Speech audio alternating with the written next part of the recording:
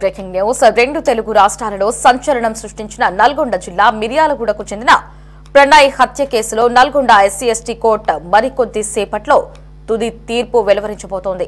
తన కుమార్తెను కులాంతర వివాహం చేసుకున్నాడనే నెపంతో పట్టణానికి చెందిన మారుతీరావు 2018 సెప్టెంబర్ 14న సుపారీ గ్యాంగ్తో ప్రణయ్ను హత్య చేయించాడు. కేసును ప్రతిష్టాత్మకంగా తీసుకున్న పోలీసు యంత్రాంగం విచారణ పూర్తి చేసి 8 మందిని నిందితులుగా 2019లో ఛార్జ్ షీట్ దాఖలు చేశారు. సుమారు 5 ఏళ్ల పైగా కోర్టులో విచారణ సాగగా ఇటీవలే వాదనలు ముగిశాయి. ప్రణయ్ హత్య కేసులో A1 నిందితుడు మారుతీరావు 2020లో ఆత్మహత్యకు పాల్పడగా మిగిలిన వారిలో A2 Subhash Kumar Sharma, A3 Asgar Ali, A4 బారీ, A5 Karim, A6 Shravan Kumar, A7 Shiva, A8 నిజాంలు ఇక మిగిలిన నిందితులను చేర్చారు.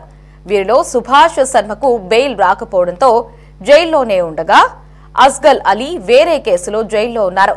మిగిలిన వారందరూ బెయిల్పై బయటకు వచ్చారు. కాగా తుది తీర్పుపై అందరిలో సర్వత్రా ఉత్కంఠ నెలకొంది. కోర్టు తీర్పు నేపథ్యంలో భారీ బందోబస్తు ఏర్పాటు చేస్తున్నట్లు సమాచారం.